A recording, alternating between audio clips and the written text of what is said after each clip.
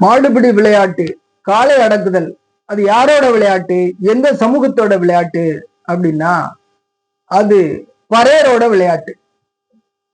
பறையர் யாரு?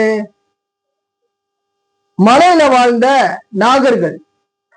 பரநாக சித்தன் மலை அரசன் சிவனுடைய வழி வம்சம், அவங்கதான் பறையர்கள். அந்த பறையர்களுடைய வீர விளையாட்டு தான் இந்த மாட்டை அடக்கக்கூடிய ஒரு நிகழ்வு. இத ஆதி காலத்துல முதலாக செஞ்சவன் யாரு அப்படின்னாக்க சிவசித்தன், சிவபெரும்பறையன்.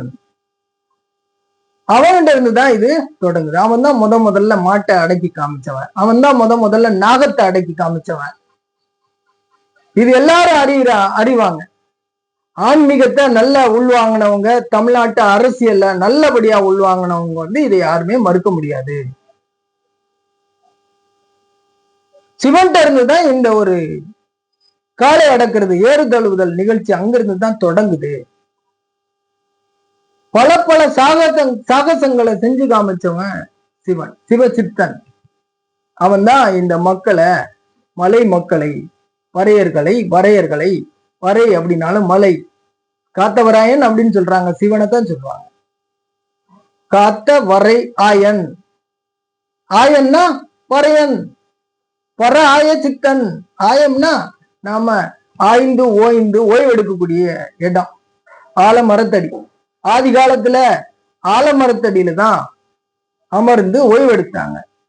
தனக்கான ஒரு குடில கூட அமைச்சிக்க மாதிரியான ஒரு நிலைக்கு இந்த நாகரிகத்துக்கு இந்த மக்கள் வர்றதுக்கு முன்னாடி ஆலமரத்தடியில தான் வாழ்ந்தார்கள். ஆலமரம் தான் இரவிலும் அந்த மரத்தடியில நாம இருக்கலாம். அது ஆக்சிஜனை தரவல்ல ஒரு மரம், எந்நேரமும் ஆக்சிஜனை தரவல்ல ஒரு மரம். தமிழ்நாட்டுல திருநெல்வேலியில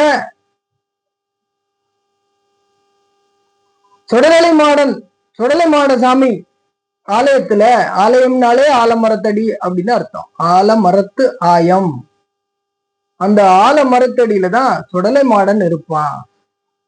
சுடலை மாடன் கோயில் எல்லாம் ஆலமரத்தடியில தான் இருக்கும். திரு ஆலவாயன் திருநீரே அப்படின்னு படிச்சிருப்பீங்க நீங்க. ஆலவாயன் யாரு? ஆலமரத்து ஆயன், ஆல மரத்தின் அடியில் அமர்ந்த ஆயன் யாரு? ஆய சித்தன் யாரு அப்படின்னா அவன் சிவன். சிவன் யாரு அப்படின்னா பறையன் அப்படிங்கிற எல்லாருக்கும் தெரியும். அப்ப அந்த பறையன் இருந்துதான் அவன் தான் முதல்ல காளை அடக்குனா. அவனுக்கு காளை என்னும் பேரு, சிவனுக்கு ஆயிரக்கணக்கான பேரு, எவனாலே எண்ண முடியாது சிவனோட பேரை. அந்த காளை அடக்குற அந்த ஒரு நிகழ்வு அவங்கிட்ட இருந்தான் தொடங்குது. அதைத்தான் இன்னைக்கு நம்ம விளையாடிக்கிட்டு இருக்கோம். அப்ப இந்த காளை அடக்குற நிகழ்வுல அந்த வரலாற்றோட தொடர்பு கொண்ட ஒரு சமூகம் யாரு அப்படின்னா பறையர்கள். அந்த பறையர்களை இந்த விளையாட்டுல இருந்து ஒதுக்குற மாதிரி காமிச்சு பிரச்சனைய சிக்கலை இழுத்து விட்டாச்சுன்னா இந்த விளையாட்டை தடை பண்ணிடலாம்.